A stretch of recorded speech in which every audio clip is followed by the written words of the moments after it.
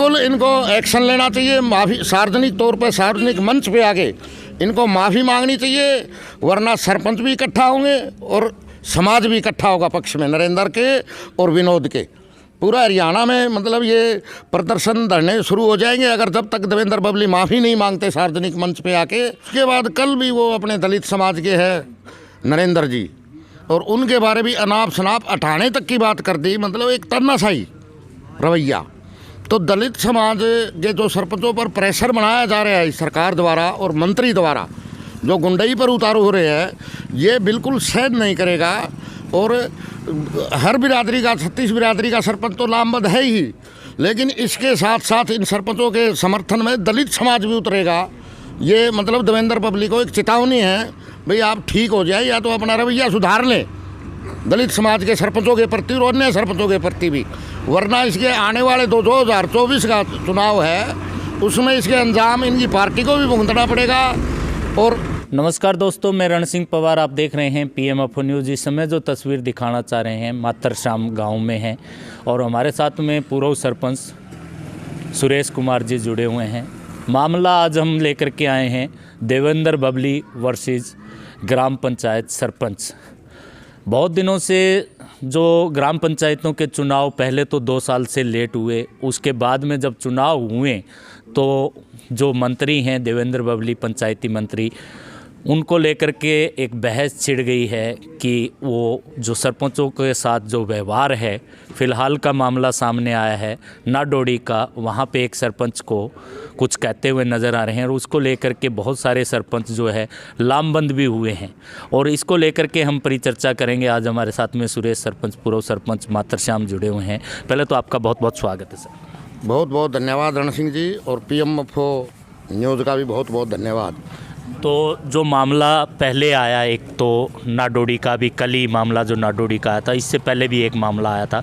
SC समाज के जो सरपंच अभी नवनिर्वाचित है, उनको लेकर के आप क्या कहना चाहिए? ऐसा है जी, ये शुरुआत है ना अलेवा से हुई थी।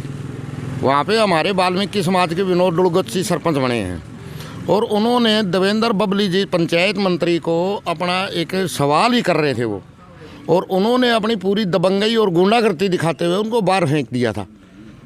और उसके बाद कल भी वो अपने दलित समाज के हैं नरेंद्र जी, और उनके बारे भी अनाप शनाप हटाने तक की बात कर दी, मतलब एक तानाशाही रवैया।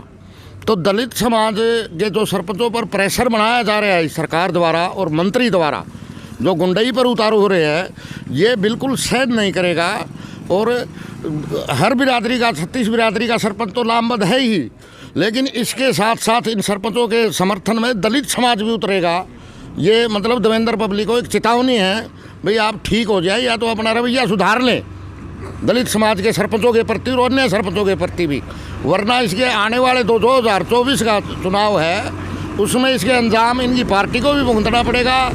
और तो सुरेश जी, बात करें, अगर देवेंद्र बबली ने ये कहा कि उनकी सभा में ना आकर के विकास की जगह क्या विनाश करना चाहते हैं, दूसरी बात इन्होंने कही कि अगर गांव लिख करके दे तो राइट टू रिकॉल का जो मैटर है उसमें उनको हटाया जा सकता है। तो अभी तो कुछ और भी इल्ज़ाम लगाए गए हैं, जैसे ही सरपंच बता रहे हैं, तो अभी तक तो काम ही शुरू नहीं हुए हैं। तो भ्रष्टाचारी और गुंडागर्दी करना, इस तरह के जो इल्ज़ाम सरपंच पे लगाए गए हैं फिलहाल, यही तो तानाशाही है। ये डराने का मतलब एक प्रयास है। भाई जो दलित समाज के, जो बहुजन समाज के मतलब सरपंच बन रहे हैं ना, उनको डराने का प्रयास है। अभी तक तो बहुत से सरपंचों को तो चार्ज ही नहीं मिला है और ये डराने वाली बात करें, ये तो कोई तानाशाही स्पष्ट झलक रही है। चलो वो सरपंच नहीं आया, और आया वो जानबूझ के नहीं आया, कहीं गया हुआ था, उसको खड़े पैर पे मतलब उसको सूचना मिली भी मंत्री जी आ रहे हैं, तो वो नहीं पूछ सका, कोई बड़ी बात नहीं है। लेकिन उसको इतना मुद्दा बनाना, इतने बड़े बड़े शब्द बोलने मंत्री के, शोभा देता नहीं है। ये तो कोई नैतिकता नहीं है एक मंत्री के लिए।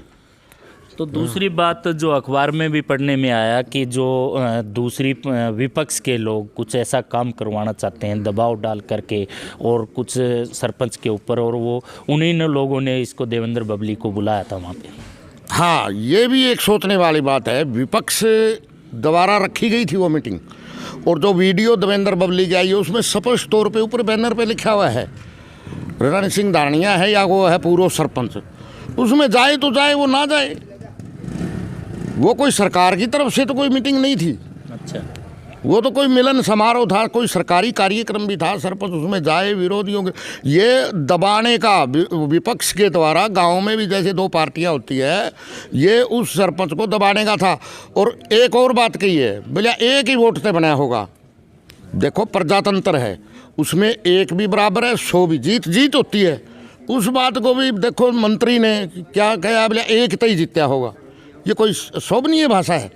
कम से कम भाषा का प्रयोग तो ठीक करे मंत्री है हरियाणा सरकार का।